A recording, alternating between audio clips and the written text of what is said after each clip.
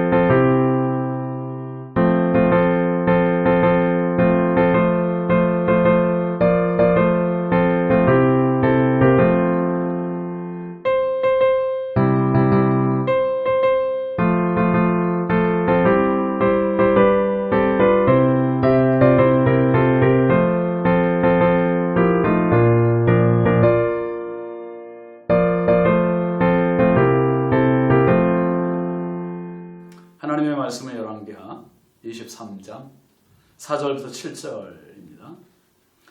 왕이 대제사장 hil기야와 모든 부제사장들과 문을 지킨 자들에게 명령하여 바알과 아세라와 하늘의 1월 성신을 위하여 만든 모든 그릇들을 여호와의 성전에서 내다가 예루살렘 바깥 기드론 밭에서 불사르고 그것들의 재를 베델로 가져가게 하고 옛적에 유다 왕들이 세워서 유다 모든 성읍과 예루살렘 주위의 산당들에서 분향하며 우상을 섬기게 한 제사장들을 폐하며 또 바알과 해와 달과 별대와 하늘의 모든 별에게 분향하는 자들을 폐하고 또 여호와의 성전에서 아세라 상을 내다가 예루살렘 바깥 기드론 시내로 가져다 거기에서 불사르고 빻아서 가루를 만들어 그 가루를 평민의 묘지에 뿌리고 또 여호와의 성전 가운데 남창의 집을 헐었으니 그곳은 여인이 아세라를 위하여 휘장을 짜는 처소였더라. 아멘. 오늘 말씀 제목은 개혁의 출발입니다. 개혁의 출발. 하나님께서 천지를 창조하신 내력이 창세기 1장에 기록되어 있잖아요. 근데 그 창조의 절정이 사람입니다. 사람을 창조하신 내용입니다. 하나님께서 사람을 창조하시며 어떤 의도로, 어떤 섭리로 창조하셨습니까? 창세기 1장 27절, 28절 보시면 하나님이 자기 형상, 곧 하나님의 형상대로 사람을 창조하시되 남자와 여자를 창조하시고 하나님이 그들에게 복을 주시며 하나님이 그들에게 이르시되 생육하고 번성하여 땅에 충만하라, 땅을 정복하라, 바다의 물고기와 하늘의 새와 땅에 움직이는 모든 생물을 다스리라 하시니라.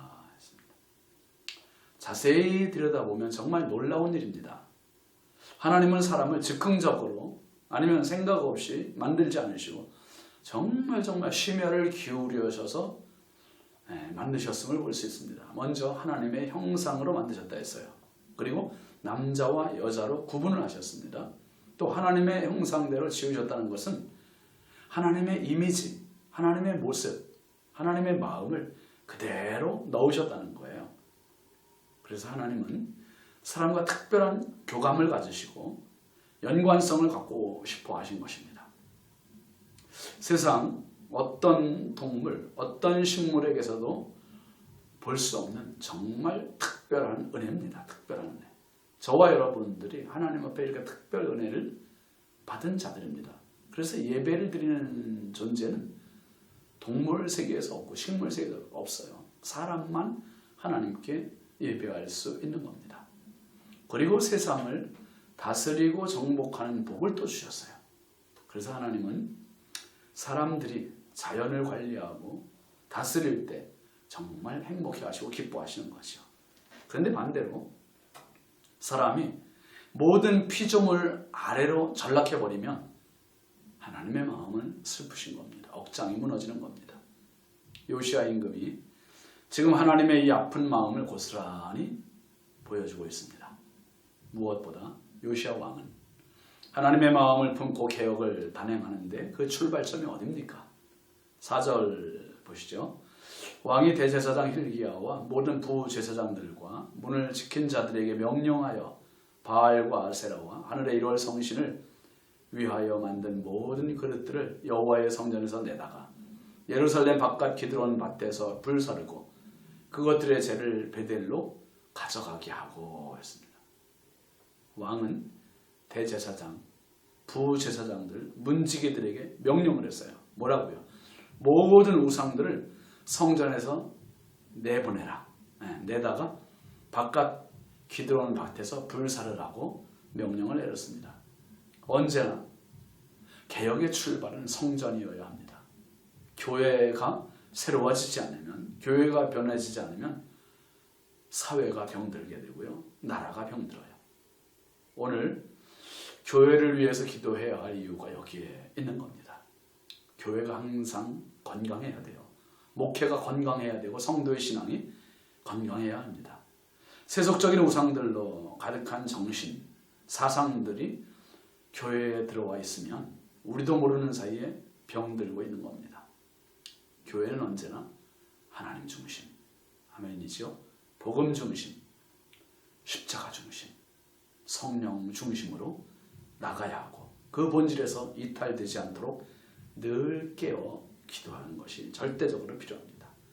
5절 말씀을 보면 옛적에 유다 왕들이 세워서 유다 모든 성읍과 예루살렘 주위의 산당들에서 분향하며 우상을 섬기게 한 제사장들을 폐하며 또 바알과 해와 달과 별대와 하늘의 모든 별에게 분향하는 자들을 폐하고 그랬습니다.